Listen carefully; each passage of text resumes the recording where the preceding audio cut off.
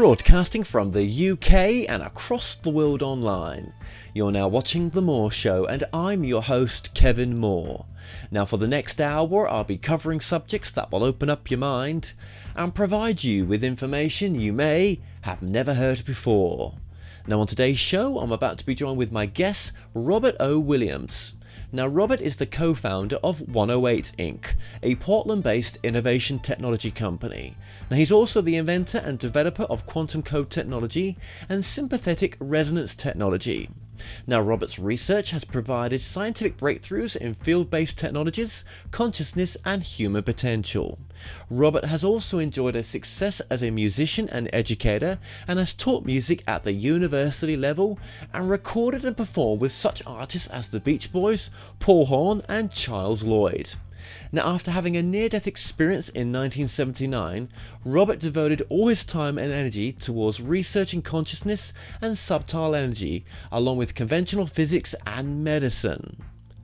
Robert O. Williams, welcome to the show. Thank you, Kevin. It's a pleasure to be a guest. It's great to have you on. Now, we'll go straight to the point of what your work is about here, rather than messing around, we'll get into tell me about yourself and all that kind of stuff, don't worry. But let's get to the core message of your work. What is the core message of your work?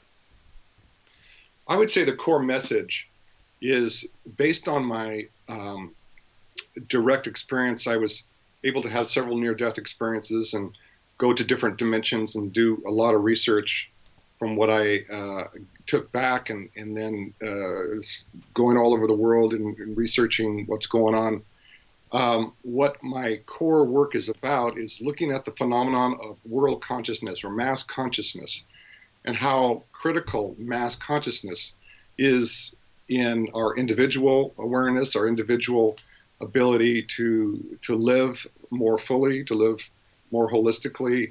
But we all know that there's terrible things happening on the planet. There's all kinds of problems, air pollution, water pollution, and what is key, I believe, in approaching those problems is by raising consciousness, and that even if a small percentage of humans are able to raise their consciousness, and I can describe exactly what I mean by that, then it sends an influence to affect the majority, and then problems will become more easy to solve, and life should improve. I know it sounds very lofty, especially these days of all the craziness going on, but it's what I have been researching since 1979. Absolutely. So what's your life like now compared to what it was like before, now that you've raised your consciousness? Yeah, raising is not a great word. I know I used it. Let's just say in 1979, quite a long time ago, my first near-death experience, I realized that at the essence, at the foundation for all of our lives is this enormous energy. It's an enormous reservoir that we seldom tap into. And so everything changed after that near-death experience. Before 1979, or right up till March of that year, I was a professional musician and played with the Beach Boys and had a pretty interesting life. I grew up clairvoyant, seeing things. But out of body, during the near-death experience, I guess you could say, I saw how much help was available for us, but how we also needed to interact with those resources within ourselves. We needed to participate as individuals in this potentially huge transformational process. Okay, so what is a planet with mass consciousness arisen compared to where we are now? What would it look like in a sense? Yeah. It's a great question, because it will be better, whatever, hopefully the ultimate existence will be without suffering, will be humans that have established the state of consciousness, that they're more in touch with the intrinsic, the innate, inherent wisdom and cosmic intelligence rather than our own individual ego-centered intelligence that often gets into a state of fear and what if I don't get enough food? What if I don't get enough of this or that? As opposed to that there is an abundance, that there is enough. But also there's even more than any of those concepts. There is a set of, let's say, blueprints that have been established since the beginning of time. Much like the different phases of plant growth, and we've all heard the caterpillar to the butterfly analogy. So the blueprint for that butterfly was there even prior to the caterpillar. Yes. The blueprints for a human civilization, for a society of humans, along with all the other animals and plants and trees and all the other conditions of matter, that there are blueprints for the ability to connect up on subtle levels, specifically through the heart chakra, that really does establish the basis for what many of, well, what we call the golden rule. You know, it's a concept to most of us. Okay, what we give, we get.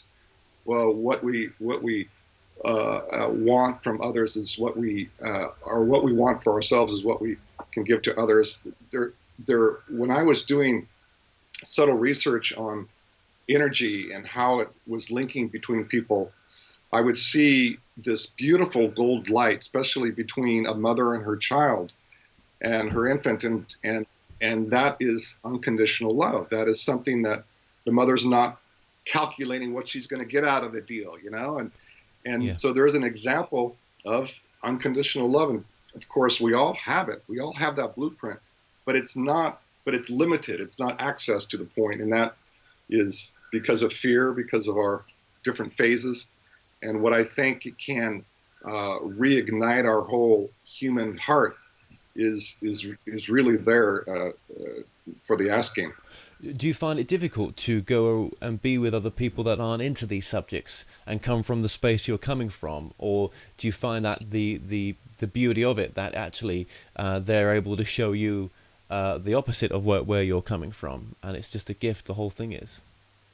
I had an experience of unity in 1979 and another one in 1981. And unity was really unity. Everybody I looked at, I felt as myself.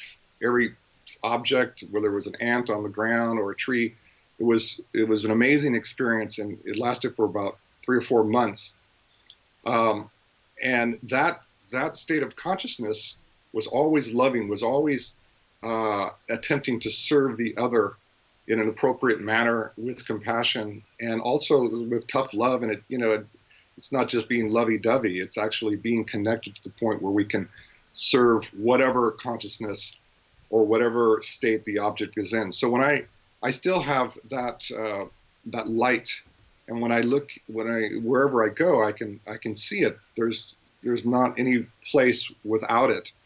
And I suppose I can say that I have compassion no matter what state of consciousness. But at the same time, if there's cruelty, if there's abuse, if there's even motivations and thoughts that I know are not resonant with the higher potential of humanity, then quite frankly, I'll do whatever I think I can do to influence that person, or to or if it's blatant, like there was a bully at my daughter's school, you go in there and you stop it.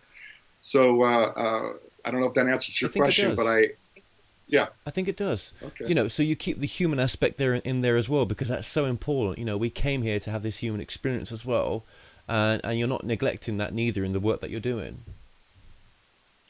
Exactly. And the human experience has gone through all these different phases of development.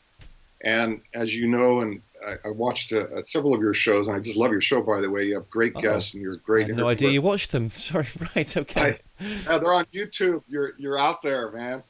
So one of the things that I've noticed is this common element of wanting to regain our wisdom, to regain something that we feel intuitively has been lost, or at least veiled from us. There's this motivation, and it's based on that correct intuition that we are one, that we will not lose our individualities if we wake up to that unity.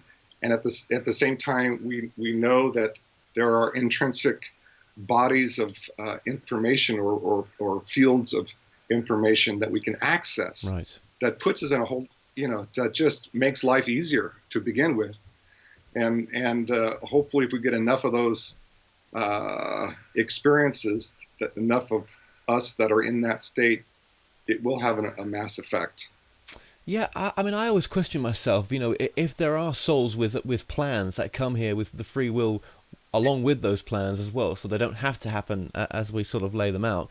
Yeah, and if that plan is quite destructive in a sense, because that's what both parties or the groups of souls that come together choose to have from that experience, why would we want the bliss of a blissful place when that experience can't be lived out then? Or would we go to another place to have that experience, not this reality, maybe in the future? There's all kinds of places. It's a fascinating subject. There is a specific vibrational spectrum on Earth that I know of that is it seems to be very unique in the sense that we can individually and collectively experience both extremes. This horror and the darkness, immense suffering, and we can even participate in that. I'm talking as a species, and we can also experience in our bodies in this lifetime the freedom, the ecstatic state of consciousness that knows no boundaries, that knows only freedom within the boundaries. I was going to say before, when I experienced the unity, and then went into it was as if my upper chakras lit up, and I had very little personal desire, very I didn't really care. I just kept my body alive, and I was all about unification and living this state of bliss, really. And it was in spite of all those things we just talked about, all the different agendas and the dark agendas and so forth. So, I went into a place where I understood that I couldn't do it with only that state of consciousness, that I had to incarnate, that I had to come back into my body more fully, understand myself as a person, understand my identity as a specific identity with, born in 1954 and some of the things I write about in my book. In that, and I'm still in that process, but in that, you could say reincarnation or more whole carnating mechanics, I am more connected to these tug of wars that are happening within each of us. The dilemma that we are confronted with, pain versus happiness, right. Suffering versus bliss, horrible, evil agendas versus wonderful agendas or wonderful construct of harmonious and creative life. So there's this constant dilemma that I can relate to, and I approach it with urgency because there is the gift of free will. I certainly believe that there is a certain disposition we are born with, certain patterns we follow, certain things that are going to be there. The law of gravity is pretty much stable, So, and the length is, the sun's going to be around for a while. So there are ways in which we can interface with those patterns and those consistent dynamics of life that engage our free will, that motivate us or can even force us to face, who am I? Why are we here? And in those, sometimes they're very, very dark places in life. We're confronted with, why should I even live here? And I went through all of those different variations of that theme. And it comes back to that there is a begging of this potential of love that is, you could say, that it wants to manifest more than anything else. And so our free will comes into the play of our individual love. What thought are we thinking? What emotion are we having? And loving that unconditionally, like we would our infant child. And that relationship with self, that the compassion for our own consciousness, for our own limitations, and the love that we can have for our own wounds, and for these thoughts that are fear-based, and just being a human, we start there. And as I practice that, and as I see even small groups just practicing that, it's not only a self-love, but it's also a release of resistance, or a momentary pause between thoughts. Generally, we're resisting something, or we're attached to something. We're running away from something we fear. We're running towards something we think is more comfortable or more everlasting in terms of happiness. But that mode of consciousness, or that mode of life, is actually part of the problem. If we pause and we see our minds and our running, and we get in touch with that which is always already the case, which is always in this moment, always in this moment, radiating out healing energy, radiating out solutions to problems. It's a intrinsic. It's not based on our mind. It's not based on our emotions. It is based on our transcendence of those. And then coming back into life, that, I believe, is the key for many things that are wrong on the planet, and many, you could say, evil or even dark agendas. Okay, and if I was to try to break that down as well, so okay, with someone's having a difficult time, suffering from maybe depression or whatever it may be, just not really, as not happy at all in some sense. How there's no quick easy answer to that, because I suppose it depends what they're going through and what's triggered it, and where maybe some of the things they're here to learn. Does any of what you said, could any of that answer some of these, this question like that, for example? Yeah, as long as a person is able to ask themselves, what am I thinking and what am I feeling? And then, instead of having the thoughts, well, I'm thinking this because of that, I'm thinking that because of that, and I don't have this and I don't have that, or I'm feeling pain, mental pain, emotional anguish. And there's something else we can do when we ask those questions. We just, so let's say there's depression, or there's discomfort. Yeah. Now, there's a certain limitation. If there's, I've been in pain where you can't even ask anything. It's just you can't do anything but just do the best you can, because the pain is so overwhelming. That's an exception, or that's a special and very sad place sometimes, because we're so overwhelmed by the pain that we really can't do anything. But there'll be times, even in that situation, where we can ask what's happening. And then in that moment, Kevin, we accept. We don't try to change it. We accept completely what is happening. Now, I'm talking about when the pain's not so bad, when we are able to just, I have all these problems and all these dilemmas, and we allow that for a few moments to be without any kind of agenda to change it. What's happening metaphysically, and what's happening as a clairvoyant, I can see it, is that the energy changes within our 7 chakras and within our auras, and we actually access that which is in our hearts. And that I call love. That love is not accessible, or let me put it this way: the more effort we put into finding the love, or the more effort we put into solutions for our lives, or the more effort we try to Hmm. become comfortable, the less our hearts are open and the more our minds and the other energies of survival kick in.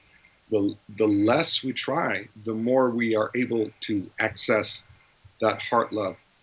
And if we totally let go and are in the moment without any effort whatsoever, and if we stay with that, what might happen alone my own. So if I'm sad, I might just naturally want to cry or feel like crying, not like a therapeutic thing, but I just feel tears coming on. Allow that. Allow the tears. Now I'm just crying. What am I feeling? I'm feeling dread, sadness, and then it might change to anger. If I have enough time, then darn, I'm feeling the anger and might have to pound my fist. Not like a, it's just happened. You allow the body to go through its release energetically, and you keep coming back to love, which is acceptance, which is just allowing whatever the body needs to do, whatever the emotions need to do. You allow, you allow, you allow, Hmm. you accept, accept, accept. And at some point, there'll be a release, there'll be an opening.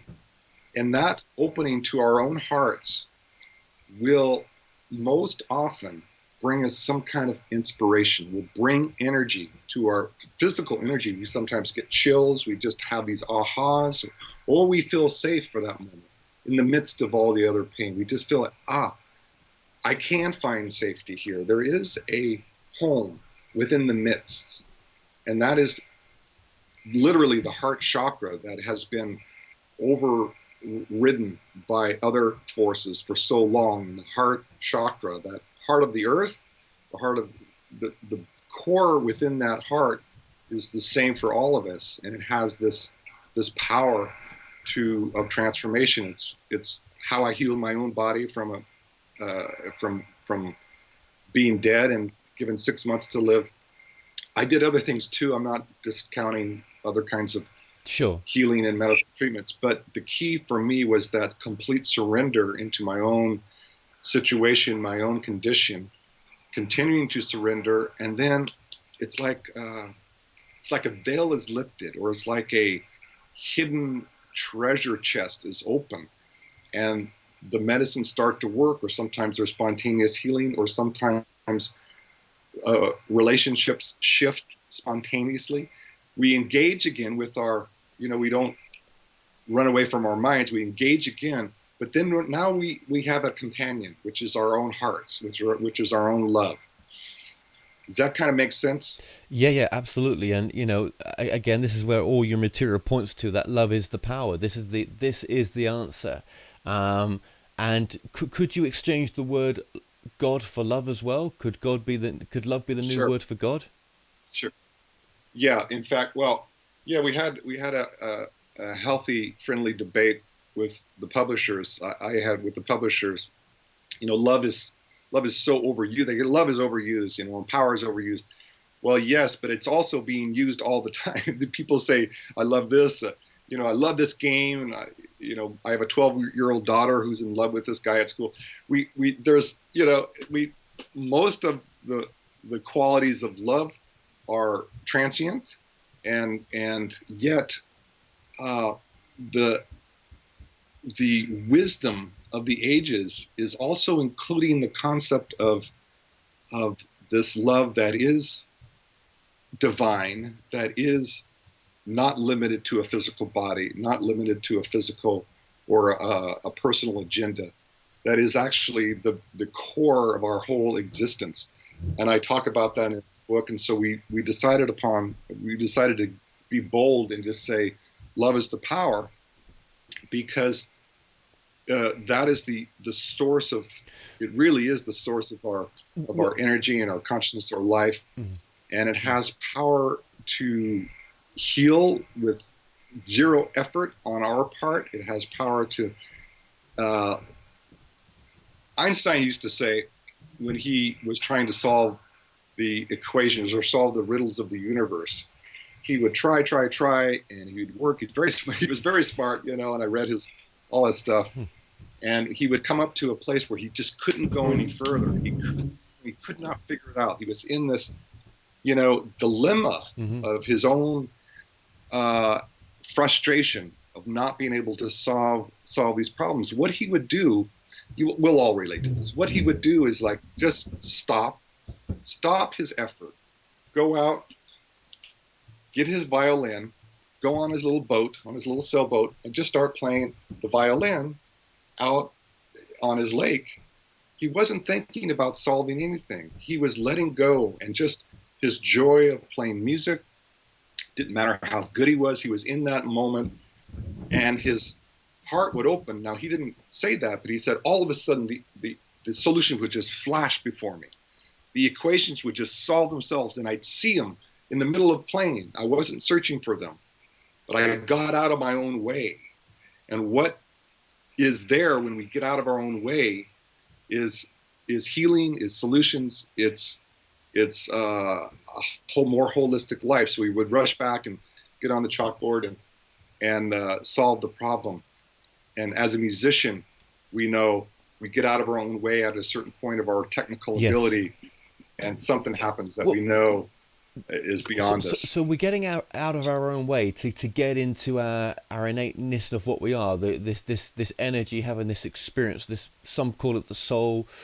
Others have got different names for it, of course.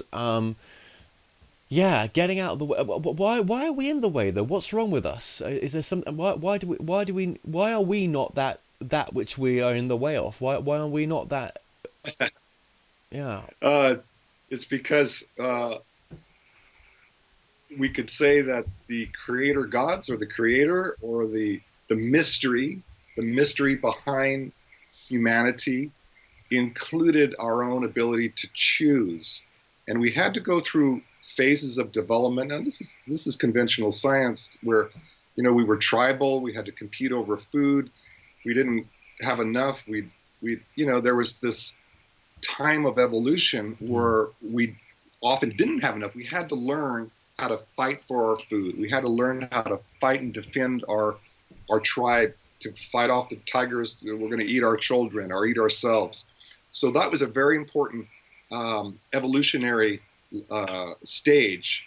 And we still have that fight or flight response. We all talk about it. And if I'm walking down the street and a truck goes off, which almost happened to me about 5 or 6 years ago, this truck was seemingly coming down the street, and I'm on the sidewalk, and then it started to veer off. Wow. Had I not had that fight or flight response, I would have been run over. This is an important aspect for humans. But what has happened is that the next level of consciousness, we haven't established a confidence in that, and that has to do with mass consciousness. So we're in our own way because we think there's always trucks that are about ready to hit us, or tigers are about ready to eat us, and we're largely running away. We have fear. So we have just this fundamental baseline of fear. And you could say that was a consequence of the stages of human development. We can also say we've all been there.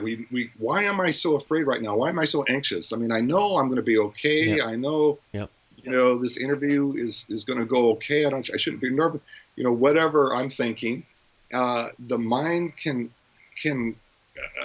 say it's going to be okay, but the body's still in this tense. It's activated because of my past wounds. So it's partly because of our habit and our patterns that we've been programmed, that there's danger everywhere. The unraveling of those patterns, those kinks in our own consciousness, would take a long time if we went about them one by one. My father did this, and I left me with a knot in my solar plexus. Very, very complex.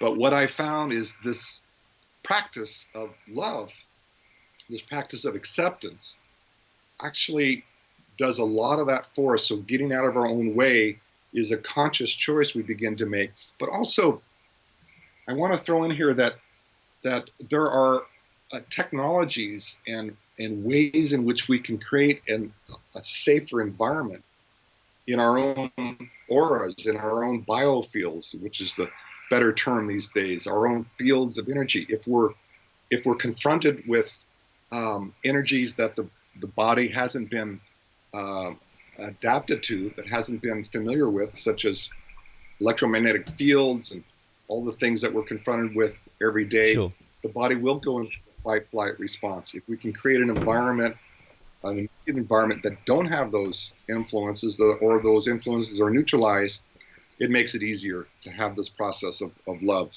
manifest. Yeah, absolutely. And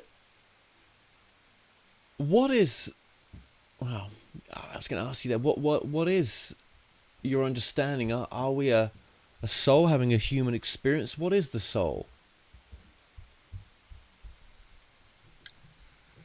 I saw, when I was out of body, I saw these different aspects of ourselves.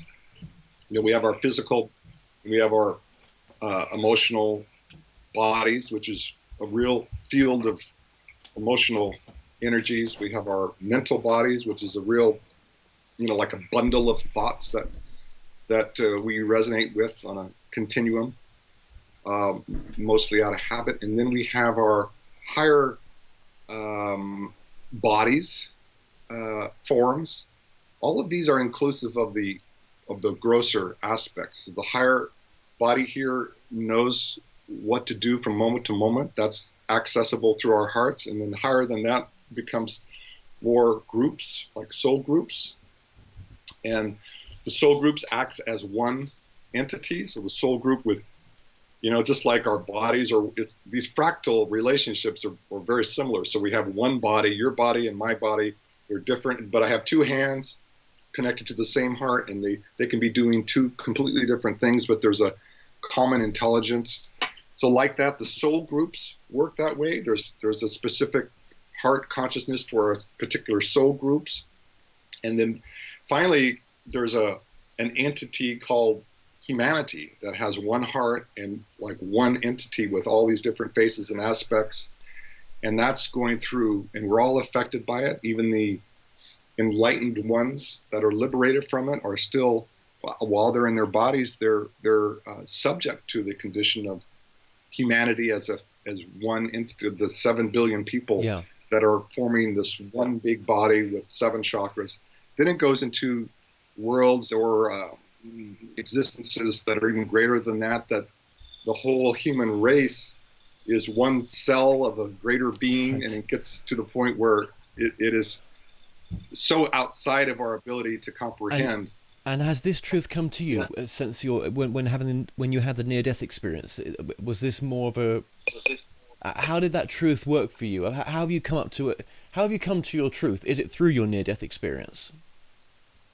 after I had the near death experience, Kevin, I and I could talk a lot about that, but then I was able to go through the porthole consciously, the death porthole consciously.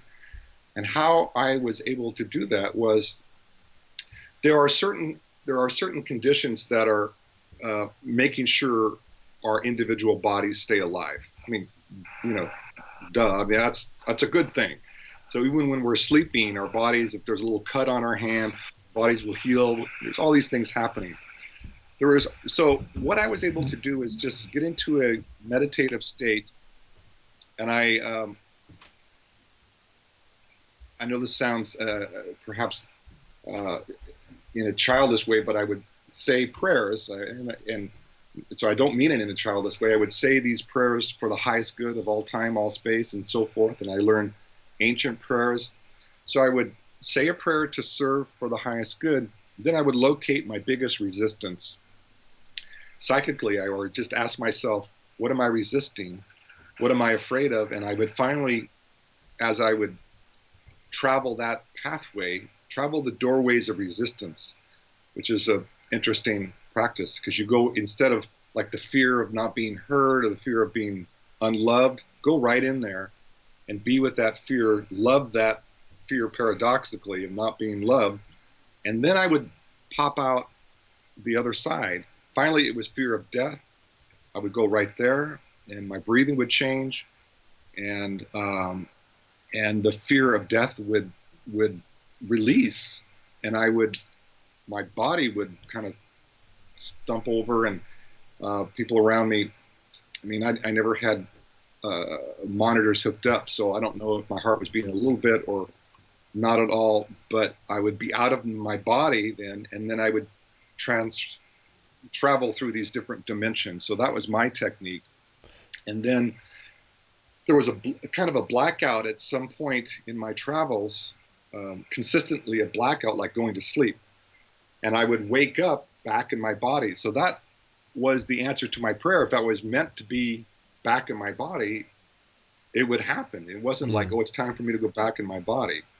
It was just the intelligence of the universe, the ways in which our individualities are tethered as we do these out of body, even in dreams or deep sleep or drug experiences or walkabouts. There's a cord, there's actually a tether to our individuality that if we're meant to continue our life in this body, that tether will, or that relationship, that cord will pull us back. Right. And it's also a way of, I consider it grace, because now I'm back in my body. It wasn't because I want, it's grace. It's this higher love that reincarnated my own beingness to learn about love and to have this conversation with you, and hopefully we leave with a greater sense of who we are. Sure. So with your first near-death experience then in 1979, what caused that to happen? At the time, I had no idea. The doctors had no idea. It took about 12 or 13 years later, I had been really poisoned. I had crazy poisons in my body, and that's a whole story how I got the poisons. But at the time in 1979, my liver had broke down, my kidneys had shut down, my bladder. I'm 6'3", and I was down to 110 pounds. Wow. I was bedridden, and the doctors just, they kept trying to figure me out, and I just kept getting worse and worse and worse. And finally, they said, if I continue at this rate, I'll be dead in 6 months, because they had been monitoring me, and I've been seeing them for over 2 years. So that I decided not to go to the hospital.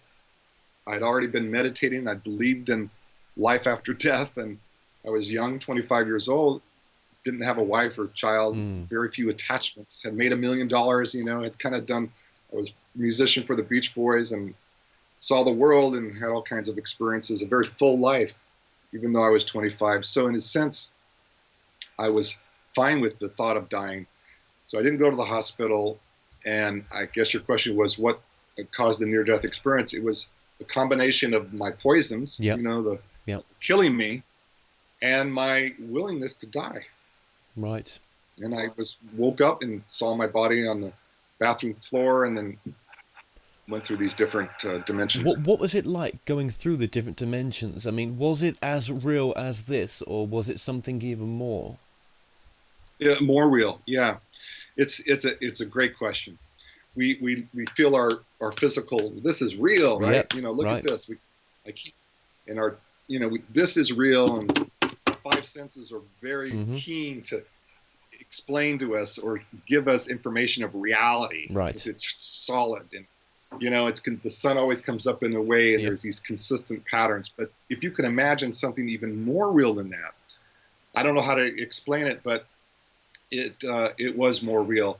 The first experience, though, for me, the first change from leaving my physical body, seeing my body on the floor, was just pure light.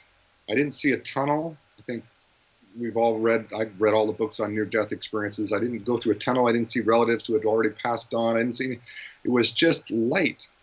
And I didn't even recognize light until I became just a bit separated from it. And that is maybe a hint as to why we're here, because the light was full, bliss, the fulfillment of any desire, no problem, just this ecstatic, infinite light.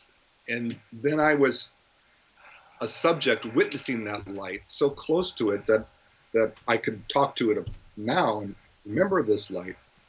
And in that relationship, there was a communication, gave me a choice to go back into that infinity, Yes. infinity, or come back into this finite Was reality. was that with multiple voices, a single voice, or? A single voice takes on a different form in those dimensions, but you can say it was a communication, and I asked if I had a purpose to Right. go back to my physical reality. The answer was yes, but I was given a choice, and but the answer was yes, and the so I consciousness turned, willing to serve at that point, willing to serve, and then that's when I slowly, you could say, descended. Again, not a great word, but slowly began to precipitate uh, vibrations, slower and slower vibrations, and saw the different dimensions one by one as I reapproached my body on the bathroom floor. And yeah, they're more real than this reality, definitely. And and at the same time, I had to go through the lower astral kingdom, which is full of fear and our non-physical wars that are going on and psychic attacks and ETs that are. I mean, I went through those dimensions as Did, well. did you get to have a And life review? sorry, Did you have a life review? I, I didn't at that first experience. I was able to do that later, as I mentioned, going in and out consciously. But when I first came back, I didn't. There was a dimension of timelessness, then you could see all kinds of things. But really, I want to. The most, perhaps the most beautiful part of that time, that experience, was first waking up in my body, and here I am now. I'm in my, in the body that I'd left, and there's a sense of being in the body, and I wiggled my toes, and I remember I was living in Santa Barbara at the time, very beautiful area. We had a garden, and we lived by the ocean, and I remember hearing the birds chirping and just the bird song, just just so beautiful. And there was something I had never realized before, and the insects and the sounds of the ocean and the wind and that mysterious force that was governing nature itself, that is all the time governing the laws, or that are all our laws and governing. I'm looking outside to these plants and the trees that are growing all around us, that our bodies are not separate from that Right. intelligence. So when I wiggled my toes, I realized that this intelligence that was behind how these birds were singing. And later, years later, I did research, and you can hear that motor outside. Oh, it's okay. Close the window. Sorry, Kevin. No, no, no. You were just saying there about the intelligence. You were able to hear Yeah, the intelligence. the intelligence, or I didn't. If you take birdsong and you analyze how they're singing, there's these ratios of energy that are found everywhere in nature and in our own DNA. Yeah. And there's this unity that is in diversity. Anyway, so I'm listening to the birds. I didn't understand that. I just understood the essence of intelligence, for lack of a better word, love. The love that was loving the birds and the trees and the beauty of it was also breathing me. It was also beating my heart. It was also getting my body to work again. It was already their presence. And and I remember hearing the birds and looking outside, and I had that first epiphany that this planet has the intention, or was intended, to be a paradise. We have to go through all kinds of stages of development, but we can see, I saw at least, that it is possible, and not only possible, it's probable. I don't know how long it's going to take, but that was the intention of this planet, and it is the intention of the planet, and we can relate to it maybe in small groups when we're at a concert, maybe, and the music's Yeah, yeah, just so great, and yeah. we're all swaying together. We all have our, as a member of the Beach Boys, I remember these moments where you're just in this zone of the natural high, but it's real. We just The 50,000 people, 30,000 people are just harmoniously in love. Well, let me ask you as well. So how are you able to go back to that space? And if you are, Yeah. how do you do it now, rather than having a near death experience? Same. Well, it's the same technique I mentioned. Right. So this is something that's me. I mean, I can go through, you know, it has to do with, I suppose, me being so darn stubborn because if my if you're not willing to go through death, if you're not willing to accept our inevitable so-called death of the human body, then we'll always be a bit bound. We'll always be kind of like looking over our shoulder, afraid. Now, yes, we will have the transformation of our physical bodies into another body, but I've been back and forth so many times that I know that death is not real. It's just a change. It's just an exchange of form, and it is evolution. It has a upward path to it, and that even in tragic deaths, young deaths, children's dying, there it isn't just this terrible, just dead end for life. It is not that there's not evil forces, but the light will eventually override, outshine that darkness, and Absolutely. we will be free from the fear of death. We will be free from the fear of death. Absolutely. And okay, so you had the near death experience. Were you able could you have in that moment when you had that near death experience, had asked any question that you wanted to? Was all sort of knowledge available there for yourself personally and for anything that you may have wanted to ask? Again, not during that first experience. I was only given one communique, and that was I had a purpose.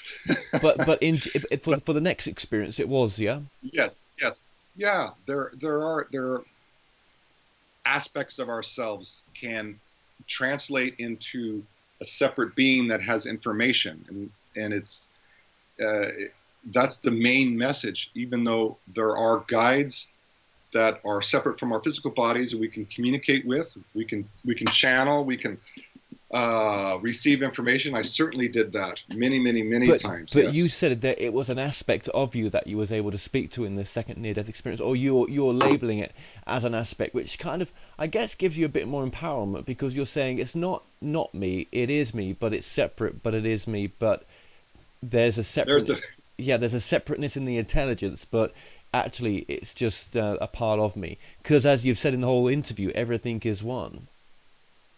yeah, yeah. It's hard to explain because the mind is about uh, compartmentalization of experience. Well, let me ask you So then: Are we able to tap into that part of us anytime, and how would we do it? And does tapping into that part tap into love, and does love hold all the answers that we're looking for? Can we speak to love in a sense? If love is another word for God, or God is another word for us, I am God. Then, if that, as you've just said there, the other aspect that you communicated with was an aspect of yourself, are we able to communicate with that in times of problems that we have in and actually get some answers? absolutely, yeah, absolutely. It is it's a trick because, like I said earlier, the more we try, the less available it is. There's a Mm. calling for our more whole consciousness, and that is greater than our personal motivations, our goal oriented actions. Now, it includes those motivations, but if we had a few minutes um, and we just asked ourselves, what's behind our thinking? What's behind this question? What is happening? Who is the asker? Who is the answerer? Who is and we can actually feel something that's greater than our thoughts, greater than our emotion right now. We could do, but we've got to be able. You've got to be able to accept the magic of it in a sense that something that's going to come through, and if it's your own voice coming back to you, you've got to be okay with that. That You know, if you say, well, I'm just making that up, I'm just hearing an answer back from my voice, it's almost like you're going crazy when doing it. Very, very good. And some people, yeah, so that's a great question because you, what I did at first was I gave myself a time limit. You know, so asking the question and hearing the answer then would cause another emotion, a doubt, like you say. Am I crazy? All right, there's an emotion. Accept the craziness. Accept that thought I might be going crazy. Surrender there. Oh no, it's not craziness. You're talking to one of your angel guides. Accept that. There's a commentary on my experience. You keep surrendering. You don't get entangled for a while. You know, you just keep surrendering. And then it's kind of like when I first started to have a communication with a specific being that showed up, and I had constant information exchanges. You could say I was channeling. And then I realized if I stop here,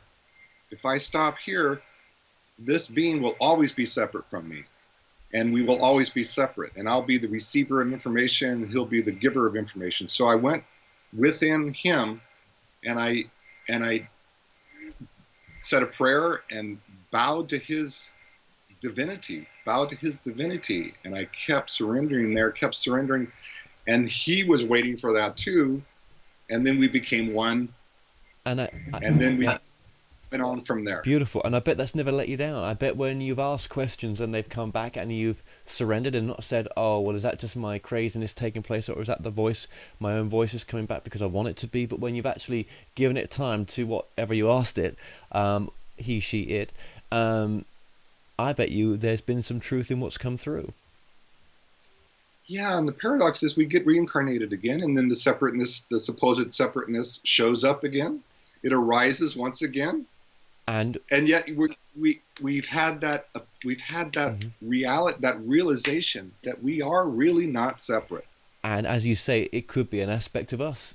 It just feels though it's not, because maybe that's an easier way to get into the information that's going to come through. Maybe that's an easier way for you to deny it by saying it's something else, because it's like, well, other people, it will be better for other people and for me to hear that it maybe is separate. But actually, it doesn't matter. I mean, you know, when people channel as well, they'll always say, well, it didn't really have a name, but I think this is the name we're going to give it, but it's not attached to a name.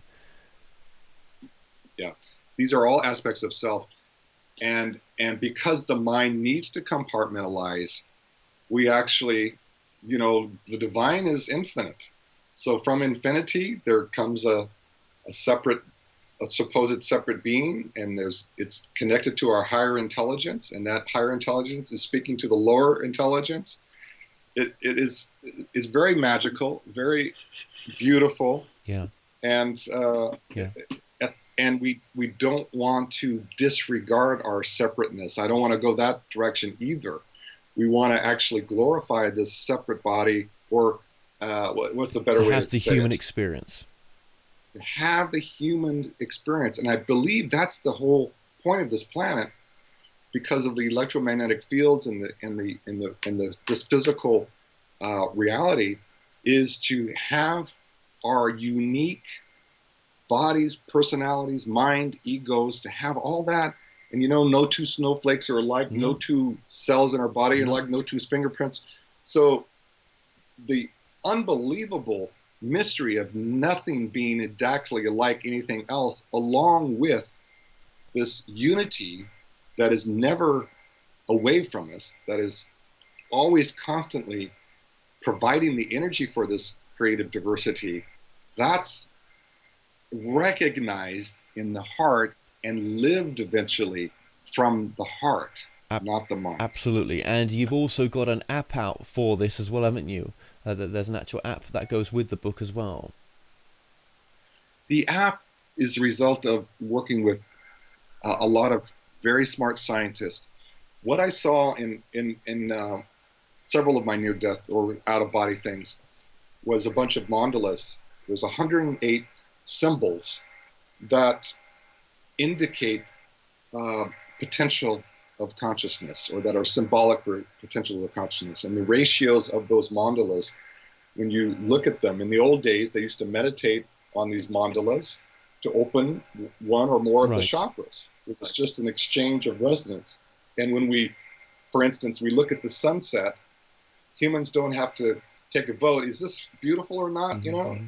It's just, we know, we recognize beauty because those ratios of energy are in ourselves, are in our literal, our DNA, the subatomic relationships, and all that is a whole world of exploration that is fractal, meaning the whole spiral of the Milky Way is the same spiral on a snail, is the same spiral, the ratios in our own DNA, this continuum of sacred geometry. So I saw these mandalas and I found them in science and I found them in nature.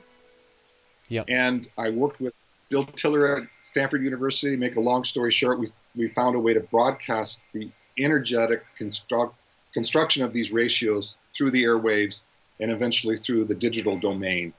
And that's what I was talking about. The app that you can go on the App Store, it's in spite of me, not because of me. I mean, it just blew our minds when we were able to figure out how to broadcast these sacred geometries through digital um, mechanisms to be received by one cell phone, because each cell phone has its discrete identity in on Earth, right? But if I call your cell phone, Right. there's 100 million cell phones. It's only going to ring unless they're, if the line is correct, it's only going to ring your cell phone, my cell phone. That's the whole domain of digital electronics.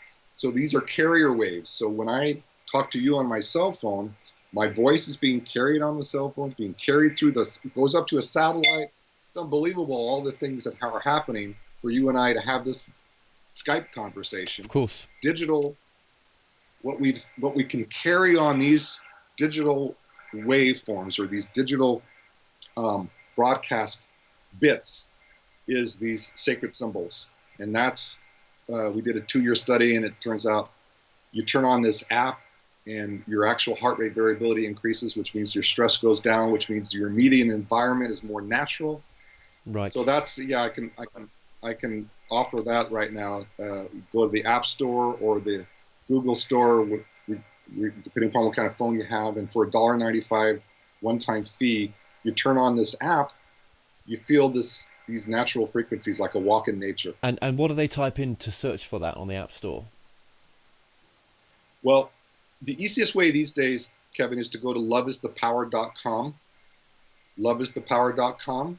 You get the book there, it's got the science, and you just click on either the App Store or Google, and it goes right to the app.